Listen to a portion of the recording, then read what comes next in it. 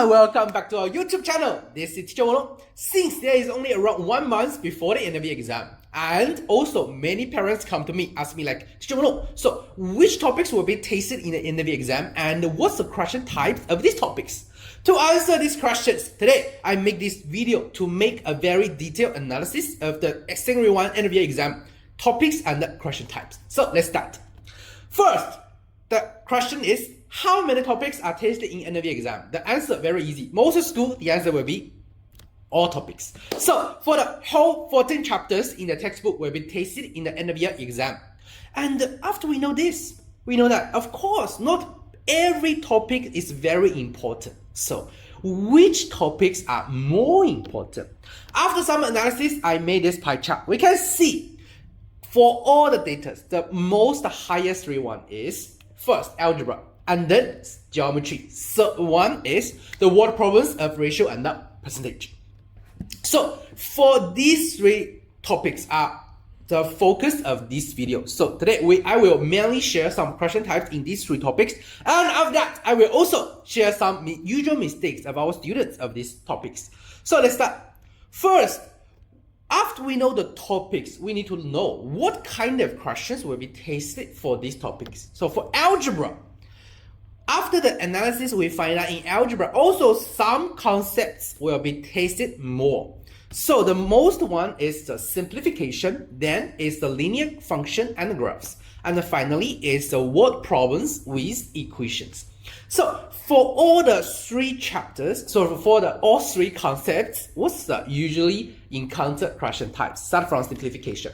First one is like this. So for this kind of question, we should do one thing first is we need to form the expression and then we do the simplification. And the second one is like this. So for this kind of question, we need to simplify the expression finally into a fraction. And the last one is very easy. We just directly do simplification. It's okay. So for this simplification, what's the student's usual mistake? Let's see. The first one we can see the student make a mistake is many students will have is skip steps. So we can see for this question, if we want to solve, the first step, should we change 1 to the fraction and then we add together, but the student directly skip the steps and then finally make mistakes. And the second one is, let's see some examples. We can see the problems in these two pictures is they write wrong signs. And why will they have such mistakes? Usually first, when they expand bracket, they will have this mistake. And when they combine fraction together, will have this mistake. And the mistake is just the wrong signs. Maybe write positive, negative, negative, positive like this. And then the third one is like this. When they expand bracket or they do the calculation, they will have such calculation mistake when removing the bracket. And the last one is like this. When they simplify, they need to combine the like terms, but some students will combine like terms wrongly. They will combine the terms that is not like terms. So these are the 4 usual mistakes the students will have in the simplification. And for linear function graphs, so what's the usually question type? First one is like this. Give us a line, some points, and we need to find the gradient of the line. And the second one is we have some information and we need to draw the line in the coordinate system by ourselves, draw the graph by ourselves. And the last one is give us some relationship, for example like the parallel, or some schools even have the perpendicular, want us to use the gradient to represent such properties. And what's the usual mistake the students will have for the linear graphs? First one is like this. When they calculate the gradient, they will calculate it wrongly.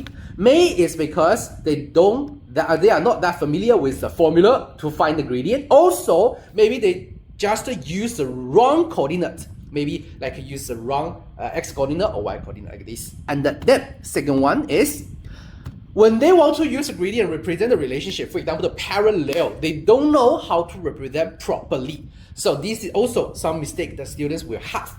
And then it's like this. Because we know for a line, not only they have the gradient, they also have a thing, it's called a y-intercept. So sometimes the students, after find the gradient, they don't know how to move on, how to find the y-intercept. So this is also the usual mistakes for students in this part. And then the last part for the algebra is the word problems with equation. And what's the usual question type? First, like this. The question will directly give us the relationship. So we can directly use this relationship to form our equation, for example, like this one. And some questions, they are not like this. They will just give us some values, but we need to find the relationship by ourselves. Then the equation also need to form by ourselves. So this is the second type, the relationship found by students themselves. And the usual mistake, the first one is come from this.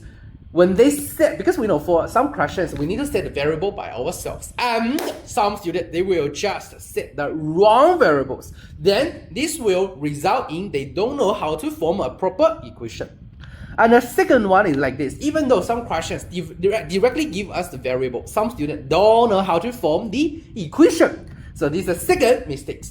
And the third one is like this. Some students directly don't want to use the algebra, the equation to solve. They want try to use some like calculation, but finally cannot solve this question. So this is a third mistake. Skipping algebraic representation. And then just now for algebra, then it's for geometry. So also for the big topic, they will have some small concepts.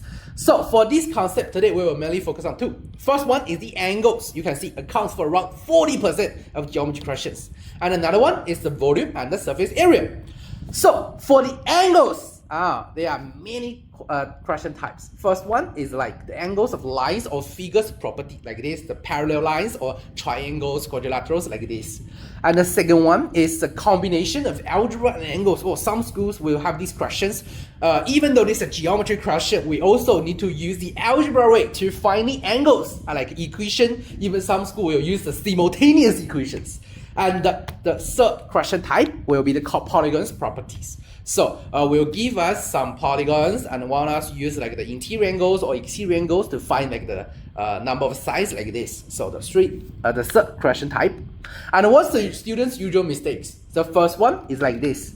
They have the figure, but they are not sure about the properties of this figure. Forgot this property. For example, the parallel lines, the triangles, exterior angle, like this. And another one is like this. So actually for the geometry questions in the secondary one, it's not that difficult. Many students can get the answer, but we have mentioned several times. In geometry question, one very important thing is the proper working. So some students even answer correct. If they don't have a proper working, they will still lose marks, make mistakes. So the improper format, the improper workings. And the third one is because for geometry question, we have the figure and have so many information. So we need to label, and some students will just have mistakes because they label wrongly. And the last one is like this. In geometry question, sometimes you will find that many students will make mistake on the calculation. So the wrong calculation is also a usual mistake of students in the angles question. And then it's the volume and the surface area question. So for this kind of question, what's the question type? First, it's just give us a very complex figure. It's like consists of several prism and like half cylinder like this, and want us to find the volume and the surface area. And the second type is give us a figure and dig some holes in this question, in the figures. Let's call it dig hole question. And the third type is combine several terms together, several figures together. Then finally, we will have some cover relationship. For this kind of question, is also a very usually tested question type. And the students' usual mistake in this part is, first one, they just are not that familiar with like the cylinder. Cylinder is something new we learned here. So many students, they are not that familiar with like the area of cylinder or the volume of the cylinder. And then the second mistake is some students, when they calculate the lateral surface, because we know surface area consists of top, base, and the lateral surface. Many students they find that our top base very easy, but find it very difficult to find the lateral surface area of complex figure. So this is also the usual mistake the students will have. And after that, the last part is a word problem of ratio and the percentage. So what's the common question type we have in this part? First part is just a changed percentage. Like after some change, ask us what's the increased percentage or the decreased percentage, the first type. And then the second type is like calculate something with the simple interest. Sometimes it's a bank, or sometimes it's like a salary like this, or the selling price, all of this with simple interest. And the third one is the chargeable salary. So also is a very usual question type in the exam.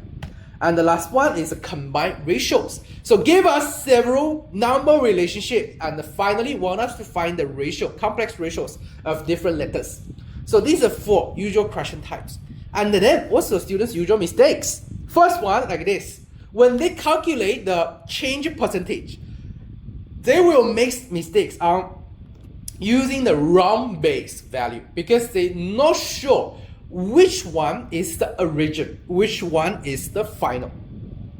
So when they calculate the percentage, they will make mistakes. And the second one is when they do the chargeable salary, they will not sure about which part is the chargeable salary, and then we should use which interest, like the tax rate. So this is the second question, mistakes. And the third one is when they do the combine, like the complex ratios, they will just change number ratio, relationship to ratio wrongly. For example, 7a equals to 6b. They will think that a to b is 7 to 6. Just flip the correct answer. So this is also the third mistake that usually students will have. And so after all of this, we have to take a look at what kind of question will be tested and what's the usual mistakes of students will have. So after watching this video, students, everyone, you can check whether you have such mistakes. And if you say, teacher, I don't have such many practice, I cannot find like all of the mistakes maybe I can have. So to help that, to practice in advance, we will hold a mock exam on the 14th of September, 3 to 5:30 p.m. In this mock exam, we will just use the real end of year question type. Then you can just experience the question type in advance, and they will, and you can check that whether you will have such mistakes. And if you want to register, don't hesitate. Just scan the QR code on the left side to register for our mock exam. And in our study group, we will also share some questions from the paper, like the some top schools papers, and in the group for students to practice. And also we'll share some like free materials, like the guidance. So if you don't want to miss this, scan the QR code in the middle to join our group. And also if you have any problems about this end of year exams, mock exam, or about like the papers, you can scan the QR code on the bottom, contact with me directly. And don't forget to subscribe to our YouTube channel because we will update more useful videos. And that's all for this video. See you in the next video. This is Teacher Bye bye.